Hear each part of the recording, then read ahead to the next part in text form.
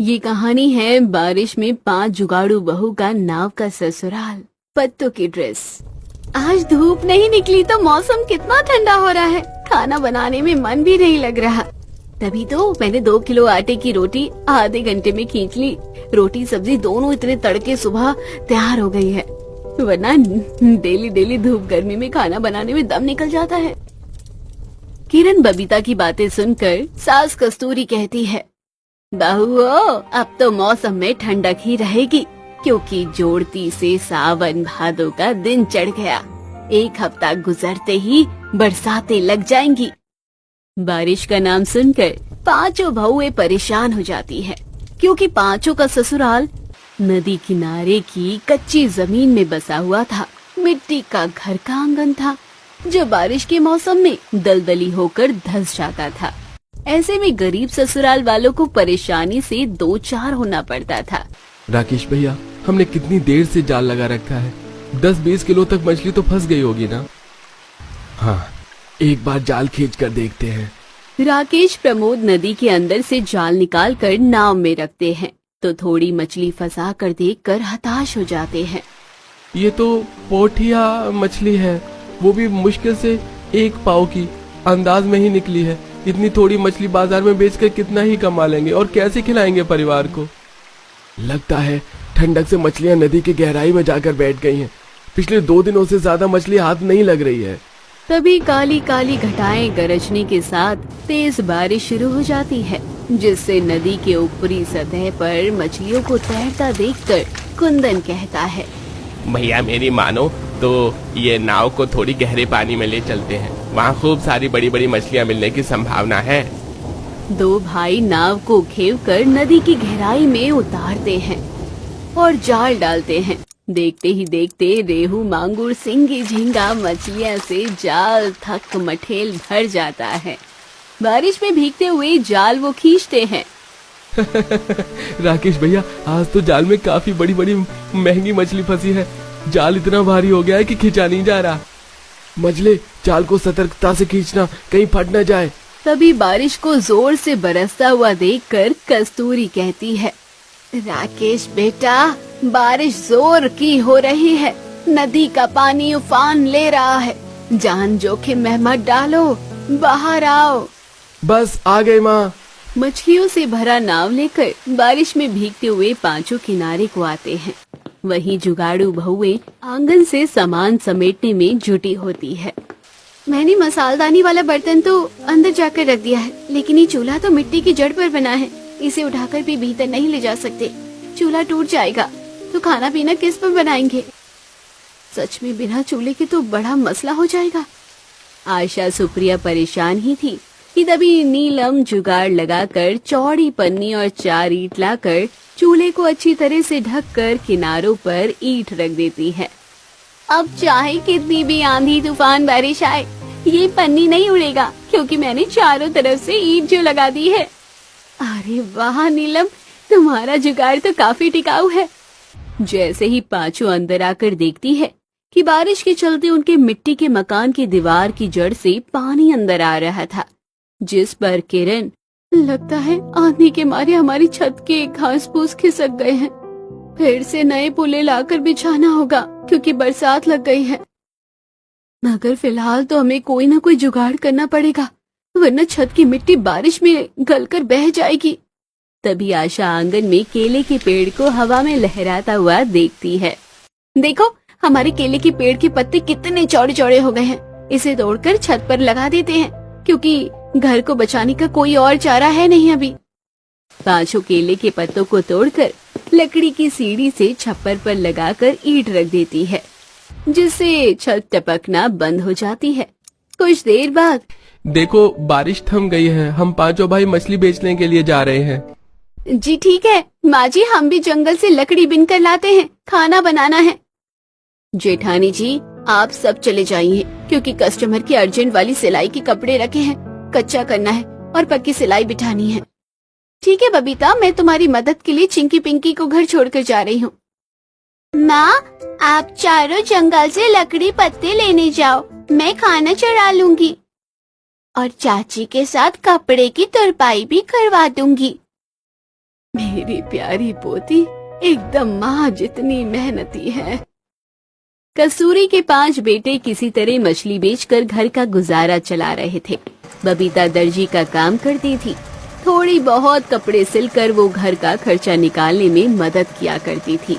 तब चारों बहू नाव में बैठकर नदी के पार घने जंगल में जाती हैं, जहाँ काफी सारे पेड़ पौधे, घास, रंग बिरंगे फूल पत्तियां होते हैं। जेठानी जी देखिए, आज तो जंगल के सारे पेड़ के पत्ते बारिश से नहाकर एकदम कचनार के जितने कोमल पत्ते लग रहे हैं। वो तो है किरण, मानसून आने से प्रकृति तो हरी भरी हो जाती है, लेकिन हमें सूखी लकड़ी पत्ते नहीं मिल पाते। तभी नीलम की नजर बांस के पत्ते पर जाती है, जो कि बारिश से सूखे हुए बचे हुए थे।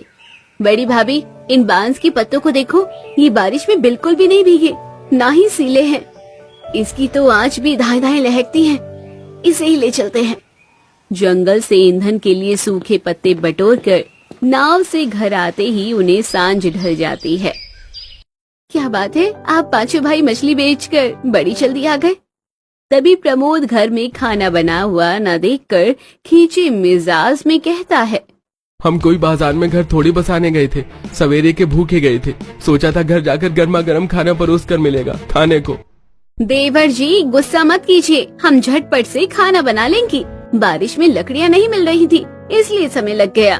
कुछ ही देर में पांचों खाना बनाकर परोसती है। तभी मूसलाधार बरसात शुरू हो जाती है और जगह जगह से मिट्टी झरने लगती है। इस मिट्टी के मकान का कोई भरोसा नहीं, कब ढह जाए। इसकी मरम्मत करवाना सबसे ज्यादा जरूरी है। बेटा, सावन भादों का दिन लग गया है, इस बार पांचों मकान को जड़ से पक्का करवा लेना। माँ चिंता मत करो, इस बार मानसून के सीजन में अच्छी खासी मछलियाँ बेचकर पैसे जोड़कर पक्का करवा लेंगे। पर कहते हैं ना, गरीब परिवार के लिए मकान बनाने का विचार करना जितना सरल लगता है, मकान की नींव रखना ही उतना कठिन। लगातार बरसात के चलते नदी का पानी जल स्तर से ऊपर बहने लगता है, जिससे मकान मिट्टी में धंसने लगते हैं, जल भराव हो जाता है। मम्मी मम्मी जोक बचाओ, जोक। नीलम देखती है कि उसके बेटे नंदन के पैर में 2 मोटे मोटे जोक पकड़ के खून चूस रहे हैं। हे भगवान, ये बरसात के पानी में जोक घर के अंदर आ गए हैं। नीलम दीदी, नमक से जोक छूट जाएगा, आप रोइए मत। तब किरण नमक से जोक को भगाती है। तभी मिट्टी की आधी छत मकान के अंदर गिर जाती है। माँ, ये मकान ज्यादा देर तक टिकने वाला नहीं है। जो भी जरूरत का सामान है नाव में रख लीजिए सब। पांचों जुगाड़ बहुएं पोटली बनाकर रखती हैं और नाव में बैठकर सूखे जंगल की ओर चल देती है। थोड़ा आगे चलकर खराब मौसम के चलते नाव मझधार में फंस जाती है। कुंदन जी, क्या हुआ? नाव क्यों रुक गई? नाव के अंदर सामान का वजन बहुत ज्यादा हो गया है, नाव डूब रही है। तब बहुएं नाव से कुछ सामान उतार देती हैं और नाव सूखी सतह पर रुकती है। जंगल के किनारे पर काफी अलग अलग प्रकार के फलदायी पेड़ पत्ते लगे हुए थे। माँ, देखो यहाँ तो खजूर का पेड़ है। चलो यही नाव लगाकर जंगल में शरण लेते हैं। माँ जी, ये जंगल दिन के लिए तो ठीक है, लेकिन रात के लिए सुरक्षित नहीं है। ऐसा करते हैं, हम दिन के लिए जंगल में कुटिया बना लेंगे और रात में हम नाव में रहन सहन करेंगे। पर घर बनाएंगे कैसे? अजी, ये जंगल तो पूरी तरह पत्तों से ढका हुआ है। देखिए, खजूर, केले, बरगद कितने पत्ते हैं। फिर बहू बेटे 2 हिस्से में बट जाते हैं। कुछ मिलकर पत्तों से नाव के अंदर घर का निर्माण करते हैं, तो कुछ जंगल में कुटिया बनाती हैं। हमें जमीन को साफ करने के लिए झाड़ू की जरूरत होगी। आशा खजूर की डाली लचकाकर उनमें से कुछ पत्ते तोड़कर जुगाड़ू झाड़ू बनाकर देती है। अरे क्या बात है आशा, क्या टिकाऊ झाड़ू बनाया है तुमने तो। सास मिट्टी का चूल्हा बनाती है। दादी, हम और मिट्टी ले आए क्या? मेरी प्यारी पोती, रख दे, चूल्हे का पट्टा तो डाल दिया, अचकन बनाना था, हो गया। तभी नदी के पानी वाले हिस्से में किरण अरबी के ताजे पत्ते उगे देखती है। ये तो अरबी का पत्ता है, इसका बेसन में लपेटकर बढ़िया सब्जी पकौड़ा बनता है, आज के खाने का काम बन जाएगा। वही दूसरी तरफ सुप्रिया फल वाले भाग में जमीन पर काफी सारे आम जामुन टूटकर गिरे देखकर चुनकर नाव में लाती है। इस एक नाव के अंदर हम पूरा परिवार रहना सहन नहीं कर पाएंगे, रसोई बनाने के लिए जुगाड़ लगाना पड़ेगा। वैसे इस जंगल में मैं शीशम और देवदार के पेड़ देखे थे, जिसकी लकड़ी बहुत मजबूत होती है। उससे नाव बना लेते हैं, जिसमें रसोई भी बसा लेंगे। अब पांचों जुगाड़ू बहू जंगल से लकड़ी काट कर बड़ी नाव बनाती है और अंधेरे में मशाल की रोशनी में पत्तों के घर में खाना पीना बनाते खाते हैं। इसी तरह उनकी जिंदगी नाव के अंदर गुजर रही थी। फिर एक दिन, मम्मी मम्मी मुझे बहुत तेज की खुजली मच रही है। तुम डेली मुझे यही गंदा कपड़ा पहना देती हो, कपड़े भी नहीं चेंज करती। सारे कपड़े तो बारिश में बह गए, कहाँ से दूसरे कपड़े पहनाऊं? पर नीलम दीदी, ऐसे तो बच्चों को एलर्जी और हो जाएगी, उनकी स्किन नाजुक है। तभी बबीता के दिमाग की बत्ती जलती है और वो जंगल से केले के शीशम के पत्ते तोड़ कर लाती है और बच्चों के साथ साथ पूरे परिवार के लिए पत्तों की साड़ी, कुर्ता पजामा वगैरह वगैरह सिल कर देती है। बहू, मेरा तो खुजली कर कर के तन बदन छिल गया था। ये पत्तों वाला कपड़ा पहनकर बहुत ही ठंडक सी पड़ गई है कलेजे में। सच में बबीता, ये पत्तों की साड़ी तो बहुत ही ज्यादा हल्की है। इसी प्रकार पांचों जुगाड़ू बहुएं बारिश की चुनौती भरे मौसम को नाव के पत्तों वाले ससुराल में गुजर बसर करती हैं। वहीं उनके पति मछली लकड़ी बेचकर जीविका चलाते हैं। सपना रसोई में खाना बना रही होती है तो वहीं गांव की कुछ पड़ोसन शांति से मिलने उसके घर आती हैं और बैठती हैं, जहां शांति हॉल में बैठकर चाय नाश्ता कर रही होती है। शांति बहन, मैंने सुना है शहर से तुम्हारे छोटे बहू बेटे आ रहे हैं। बिल्कुल सही सुना है बहन, उनके आने की खुशी में तो मैंने घर में 56 भोग बनवाया है। चलो अच्छी बात है जो आ रहे हैं, वरना गांव की कुछ औरतें तो कह रही थी कि तुम्हारा बेटा शहर में घर जमाई बनकर बैठ गया है। अरे आग लगे उन औरतों के मुंह में जो ऐसी बात कर रही थी। मेरा बेटा शहर पढ़ने के लिए गया था और वहीं नौकरी कर रहा था। लड़की शहर में रहती है और वहीं मेरा बेटा काम कर रहा था, इसीलिए शादी के बाद शहर में चला गया, पर अब काम खत्म हो चुका है। घर आई औरतों को सुनाकर शांति गुस्से में रसोई में जाती है। खाना बना या नहीं, मेरे बेटे बहू घर आते ही होंगे। माँ जी, सारा खाना बन गया है। शांति, तुम चाहे जो भी कहो, पर तुम्हारी बड़ी बहू काफी समझदार है। तुम एक बार बोलती हो वो 10 तरह का खाना बना कर रख देती है। तुम तो रहने ही दो, मेरे घर में आग मत लगाओ। शांति की बातें सुनकर आई औरतें वहां से चली जाती हैं। कुछ देर में आसमान में काले बादल छा जाते हैं और तेज आंधी तूफान चलने लगती है और घर के बाहर खड़ी सपना फिक्र जताकर अपनी सास से कहती है, माँ जी, बारिश जैसा मौसम हो गया है, अब तक तो देवर जी को देवरानी जी के साथ आ जाना चाहिए था। सपना इतना बोल ही रही होती है कि तभी उनकी नजर सूरज पर पड़ती है, जो अमित और पूजा को बैलगाड़ी में लेकर आ रहा था। और घर में आते ही पूजा घर वालों से कहती है, शहर में तो इतनी बारिश ही नहीं होती और यहाँ देखो कितना अच्छा मौसम हो गया है। सुहाना मौसम और तेज हवाएं चलता देख पूजा काफी खुश होती है। वो अंदर घर में जाने ही लगती है कि तभी तेज बारिश होने लगती है। अरे, बारिश शुरू भी हो गई। आप सब सामान लेकर अंदर आ जाओ, मैं बारिश में चली नहाने। और माँ जी, अगर इस बारिश में आप मेरे लिए पकौड़े बनवा देती तो मुझे अच्छा लगता, आखिर ससुराल में मेरी पहली बारिश है। हाँ हाँ बहू, क्यों नहीं। सुना बड़ी बहू तूने, तेरी देवरानी ने क्या कहा। अब तू जा, जल्दी से थोड़े पकौड़े भी बना ले और तुम दोनों सारा सामान लेकर अंदर चलो। सूरज और अमित सारे सामान अंदर घर में ले जाते हैं तो वहीं सपना सभी घर वालों के लिए पकौड़े बनाती है और पूजा बाहर बारिश में जाकर नाच कर नहाने लगती है। कितना मजा आ रहा है ससुराल में आते ही बारिश में नहाने में। जहाँ पूजा बारिश में नहा रही होती है तो वहीं बेचारी रसोई में सपना पकौड़े बना रही होती है। कुछ ही देर में नहाकर पूजा घर में आती है, जहाँ सभी घर वाले बैठकर पकौड़े खा रहे होते हैं। चेंज करके आ गई तुम, देखो तुम्हारे फेवरेट पकौड़े भी बन चुके हैं। हाँ बहू, आजा बैठ जाओ और हमारे साथ ही खा ले। नहीं माँ जी, अब तो बारिश भी बंद होगी और अब मेरा मन नहीं है पकौड़े खाने का, मैं फिर कभी खा लूंगी। इसी तरह कुछ दिन बीत जाते हैं, पर पूजा घर का कोई काम नहीं करती और शांति भी पूजा को अपने छोटे बेटे की वजह से कुछ ज्यादा लाड प्यार करती है। और ये देख सपना को बुरा लगता है और एक दिन सपना पूजा के कमरे में जाती है, जहाँ वो फेस मास्क लगाकर बैठी थी। पूजा, अब तुम्हें भी यहीं रहना है, घर के काम तो करने ही पड़ेंगे। मैं जब तक खाना बना रही हूँ तुम घर की सफाई कर लेना। हाँ दीदी, क्यों नहीं, ये भी कोई कहने वाली बात है। हम दोनों इस घर की बहुएं हैं, हम दोनों की ही जिम्मेदारी बनती है अपने ससुराल को संभालने की। पूजा की ये बात सुनकर सपना को काफी अच्छा लगता है और वो रसोई में जाकर खाना बनाने लगती है। तभी तेज आंधी तूफान चलने लगती है। खाना बनाते हुए सपना जब देखती है कि बाहर तेज आंधी तूफान चल रही है तो वो रसोई की खिड़की बंद कर पूजा को आवाज देते हुए बोलती है, पूजा, बाहर बहुत तेज आंधी तूफान चल रही है, किसी भी वक्त बारिश हो जाएगी। बाहर आंगन में तार पर कपड़े सूख रहे हैं, वो उतार लो, और घर की सारी खिड़की दरवाजे भी बंद कर देना, वरना धूल घर में आ जाएगी। इतना बोलकर सपना फिर से काम पर लग जाती है। पर पूजा इस आंधी तूफान में काम न करके आंगन में जाकर अपनी अच्छी अच्छी फोटो क्लिक करने लगती है। तो वहीं ये सब देखकर शांति बाहर से जल्दी से सारे कपड़े उतारती है और सभी खिड़की दरवाजों को बंद करती है। अब जैसे ही बाहर सपना आती है वो देखती है कि बारिश शुरू हो चुकी है और पूजा आराम से बैठी है।